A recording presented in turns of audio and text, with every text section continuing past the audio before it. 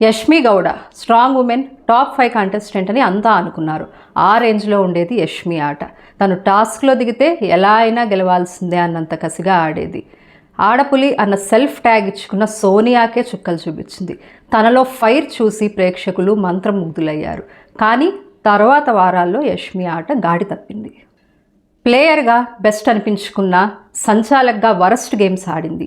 ఎప్పుడైతే నిఖిల్పై ఆసక్తి చూపించడం మొదలుపెట్టిందో అప్పటి నుంచి తన డౌన్ఫాల్ మొదలైంది.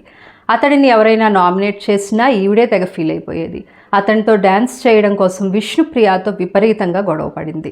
తన కోసం గేమ్ ఆడటం మానేసి ఎవరి కోసమో పాకర్లాడడం ఏంటని ఫ్యాన్స్ సైతం హర్ట్ అయ్యారు. ఫ్రెండ్లా అయినా ఉండరా అంటూ అతని వెంటపడ్డ యష్మి ఈ వారం నామినేషన్లో మాత్రం అతనిపై ఏ ఫీలింగ్స్ లేవని ప్లేట్ తిప్పేయడం మరింత షాక్కి గురిచేసింది. ఇలా మాట మార్చడం వల్ల ఆమె తీవ్ర వ్యతిరేకత మూటగట్టుకుంది.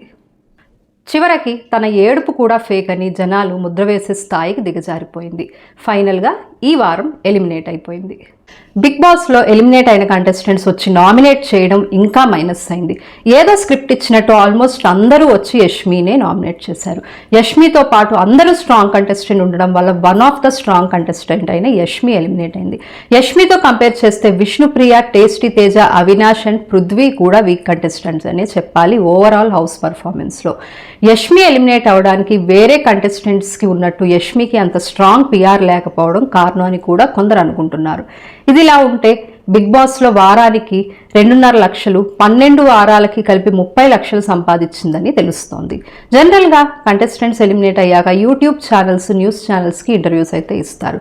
బిగ్ బాస్ నుంచి బయటికి వచ్చాక యష్మి మాత్రం ఒక్క ఇంటర్వ్యూ కూడా ఇవ్వలేదు ఇప్పటివరకు. మేబీ నిఖిల్ అండ్ తన రిలేషన్షిప్ మీద ఎక్కువ క్వశ్చన్స్ అడుగుతారేమో అని ఇంటర్వ్యూస్ ఇవ్వట్లేదేమో. ఇదండి స్ట్రాంగ్ కంటెస్టెంట్ అయిన యష్మి ఎలిమినేషన్ మీద మన అనాలిసిస్.